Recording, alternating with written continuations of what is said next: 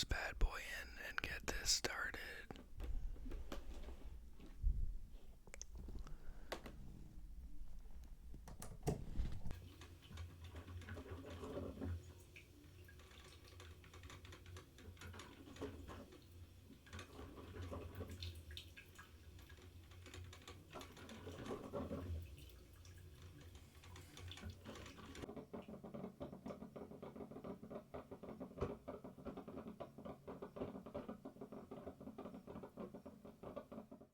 Alright, we're back. I got my coffee right here. I put a little bit of hazelnut creamer in it. And let's see how it tastes first.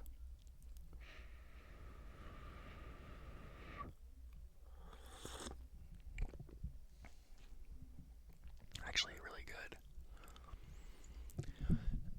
So, today I have a wedding I am going to at 4.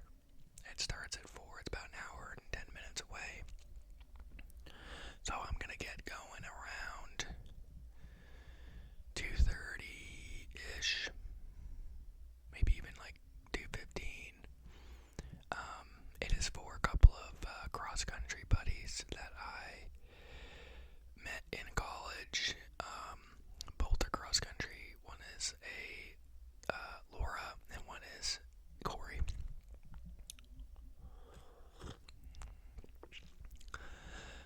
The good thing I like about weddings, though, I've been to several now, is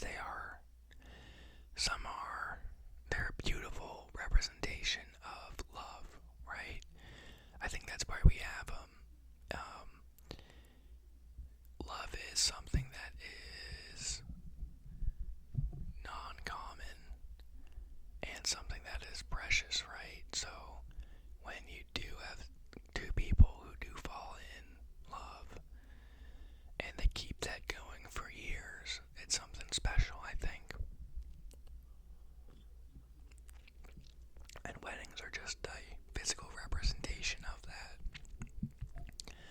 So when we have weddings, we invite people to celebrate the thing that we found, right? That's what I think a wedding is. And it's a pretty precious and cool thing. Now, personally, I like going to weddings. I don't know how much I would like being involved in one, if that makes sense. Because then the pressure's on. My sister got engaged recently, and I'm going to be a person at the wedding. And I'm gonna have to give a speech. And even though it's more than a year away, it's something that is gonna have to be thought over, rethought over, worked through, talked about, and then executed at the wedding. And while the wedding is not about myself, right? No one's gonna care about the speech. It is something that you want to make go well. And it's something that you're gonna want to think about and do well at. But, which is a bit redundant, but what I think about it is going to weddings is a lot more fun than being a part of them. Because the wedding this is gonna be is like, I'm just going to this celebration. I didn't do any planning. I didn't do anything with the costs. I did nothing. So for me, it's just, okay, it's Saturday. I'm going to a wedding. This is gonna be great. But for the bride, for the groom, for the bride and groom's families, this has been months of planning. So it's almost like they are putting on this celebration of their love for everybody else, which is crazy. Because really, I'm just gonna show up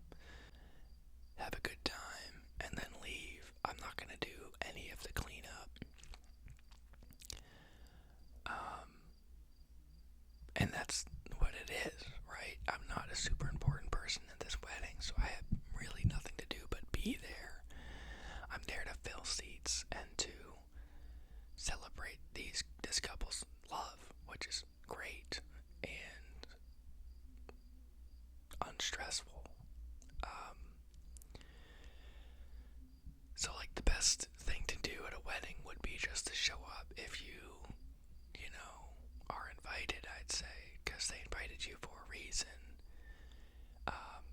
And really the best thing you can do, the least you can do, is just show up and smile and have a good time. Now, I've met a lot of these people before, because a lot of these people who are probably going to be at the same table as myself are going to be college people. And I don't know that for sure, but I'm sure that they set it up that I'm sitting with other people I might have, known before. Let me get one more sip of that coffee. And I'm not really friends with them. I don't really talk to them outside of this couple, right? Because this couple throws some parties and some things like that where I go to, and you can have those same people there. So it's not a weird relationship, but it's like not a relationship. It is a relationship because of these two people. I don't know much about them. I know that, some have kids, and then I know that, some work, at this place, but other than that, I don't know them at all. And going to this wedding, sitting down with them, is going to be interesting. It's going to be fun. I'm going to, just be there. That's the best I can do, right? And that's the best thing to do, I think. I have no pressure. I have nothing to worry about besides just be there. And you want to be there, I think, for those couple who invited you, because they did invite you for whatever reason, right?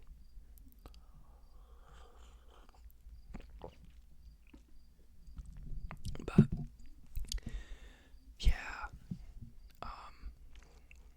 weddings are a cool and interesting thing, and I'm excited to go to one today.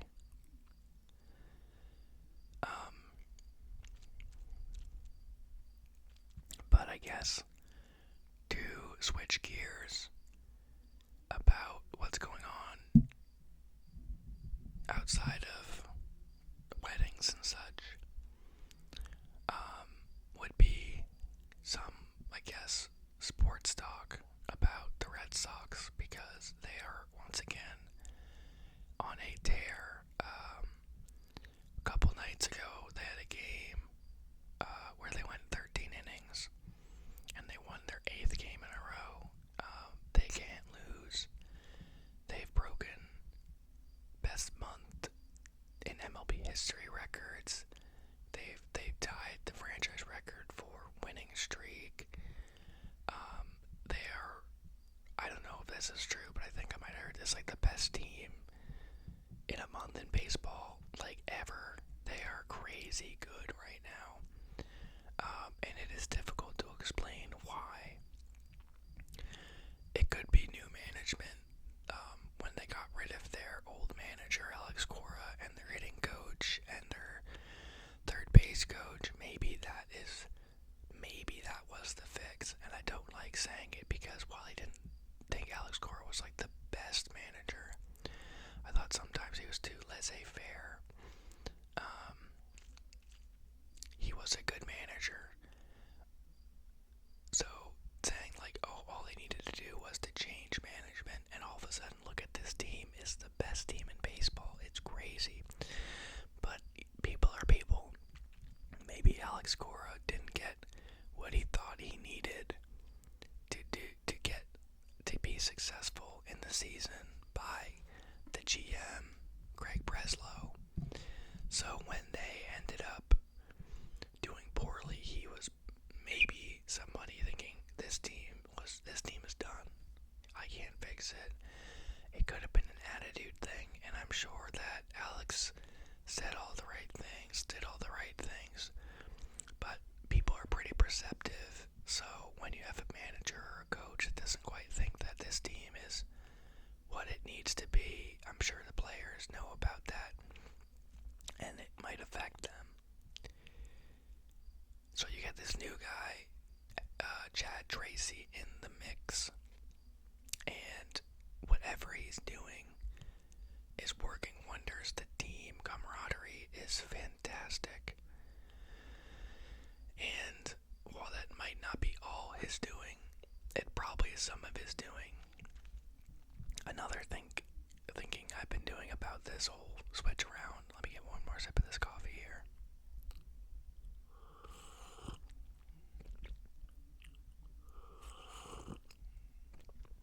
Make that two.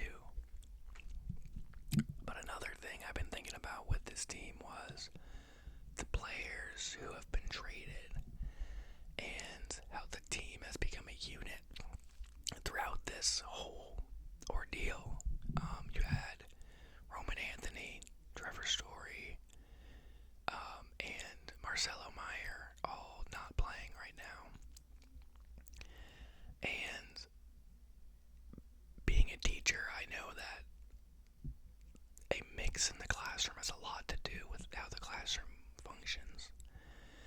You have really good classes where you have super high achieving students who lead the class. And then you have some classes where really low achieving students lead the class. And there's very little you can do about that because, especially in middle school, the social dynamics between the actual students can sometimes be more important than the teacher. Okay, sometimes the teacher has their duty to change that or to work out a way to circumvent that so that we can still progress. And that's exactly what a manager does. But just noticing those three people, it could be, excuse me, and I'm sure they're all good people, but when you had Trevor Story and Marcelo Meyer playing together, knowing the competitive nature of people and knowing the risk of, having Marcelo Meyer in the lineup when he's supposed to be a shortstop, but Trevor Story is the more veteran shortstop, and then they have him playing second base, and they bring up a new second baseman, they bring up a third baseman that's got away on Marcelo Meyer because he's thinking, do I have a place on this team? And just noticing some of the interviews and noticing some of the interaction, he did not look super happy on the team. He did not look super happy on the team. So my thinking is they got rid of him, they sent him to the Giants, and he seemed happy about that. He's going back to his home state of California, and I think that was the best move. Now Trevor Story, he also seems a little different from the rest of the team. You have some really animated people. Peyton Toley's one of them. Garrett Crochet is one of them. You have some really people who seem to be more, kid-like, I guess you can say. And then you have Trevor Story. He's been a veteran for years, and he's super, serious. And this could be me reading into this way too much because Masataka Yoshida is also like this. So maybe I am reading into it way too much. But you get rid of that whole shortstop situation. Okay. They got this new guy, Monasterio, who's been killing it.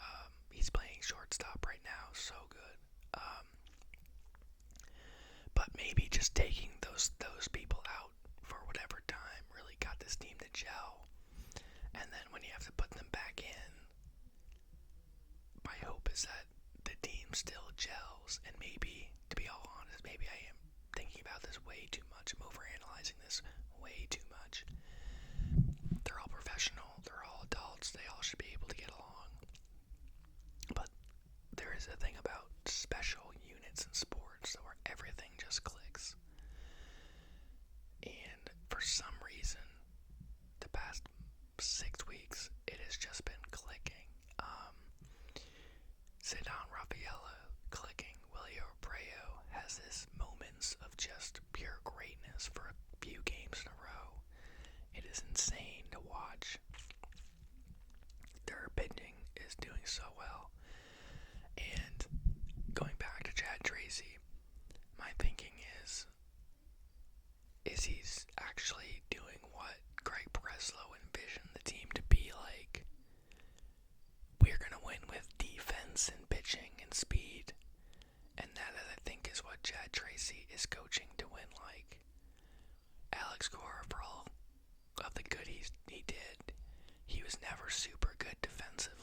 these teams were never really sharp defensively. And while they did bring in, Caleb Durbin to be that defensive person, Wilson Contreras to be that defensive person, they did have Zaydan Rafaela, Jarren Duran, and William Abreu on the outfield. It always had this weird thing about its errors, and I don't know if Chad Tracy deals with that, I don't know if he's going to allow that. So they're on the base paths, they're aggressive, way more aggressive than Alex Cora, and they're actually playing to their strengths, and I think that is Chad Tracy's. I think that is Chad Tracy's doing. One more sip of that coffee there. So yeah, I think this is a phenomenal turnaround, to be honest. I don't know how long it will last. I know that, you can't be this good forever, but you never know. I do think they're going to make the playoffs now.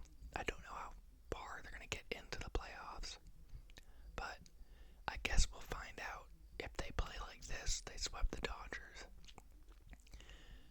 They swept the White Sox, which is number one in their division. So these are not bad teams.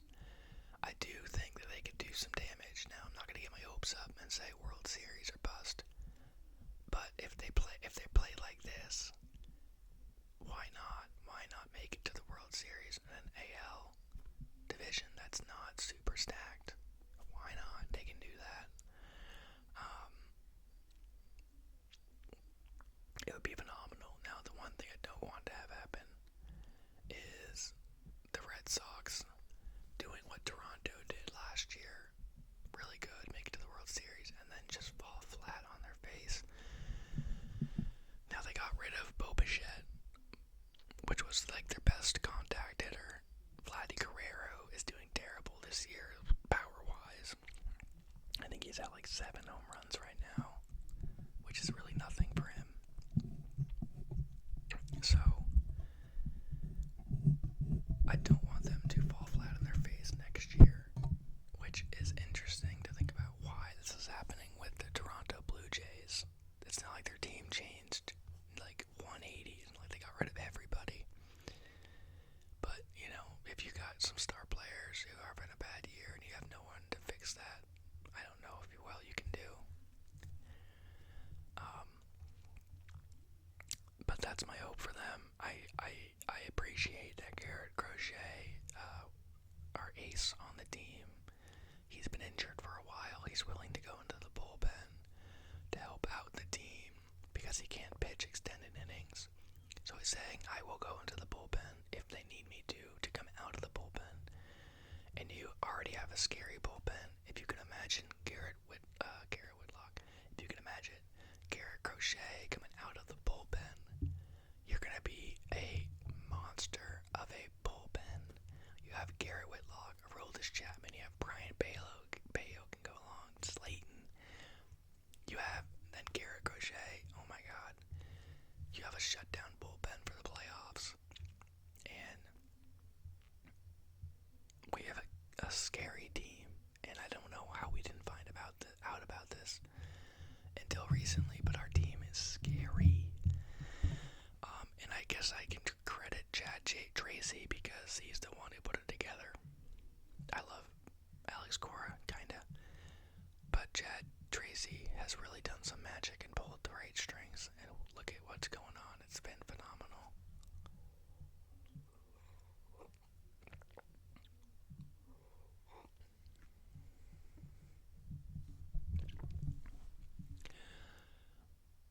Okay, so switching topics again here. So, some ideas I have for my next videos would be to look up some sort of ancient civilization or ancient war, like the War of the Roses or the 100 Years' War, or like King Alfred the Great, or like the Viking invasions of England, and just kind of read through some information, whisper style. And I got this idea from Let's Find Out ASMR. watching him last night, and what he did was he had his face up, but he had like, sometimes he put an oblique, almost transparent Wikipedia page, and he'd read it, and it was fantastic. Now, I don't have the same voice as him, but I love that idea because it'll actually get me to learn some stuff, and I can teach some stuff too, which would be great.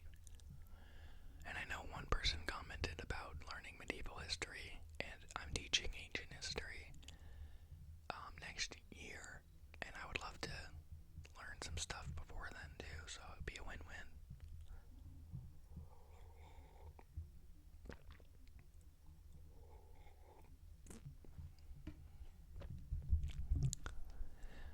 So, things I really don't know a lot about. I don't know a ton about the War of the Roses. I know it's about two families warring, I think, for the kingship of England. I don't know a ton about the 100 Years' War. I know it's not 100 years of straight warring, but it was, 30 years, 15 years, 5-year breaks in between these massive wars. I do know a little bit about the Vikings because I watched the show Vikings and The Last Kingdom, and that got me interested into Viking lore. I think it was 792, where they went to Lindisfarne, and that was the first monastery they attacked in England. I'm not 100% sure. But I do know a little bit about the Vikings. Bjorn Ironside going into the Mediterranean. All those people. We could do some stuff about Greek mythology, Roman mythology, or Norse mythology too, which would be cool. Or like some things about the Roman Empire, which would be also pretty sweet. So, yeah, just let me know what you want to learn more about. I could do more American history. I can do geography, learning the countries and stuff. I don't have a tablet. I think those videos work best on a tablet, though. So let me know what you guys want to see more of, and I'd be happy to oblige and make some more of those for you.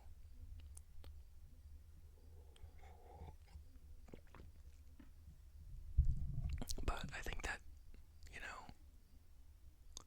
I think those are all pretty good ideas. That pretty much is my ideas. I do have one more for guitar, which would be showing my guitar pedal board, and explaining those pedals. That'd be kind of a fun one.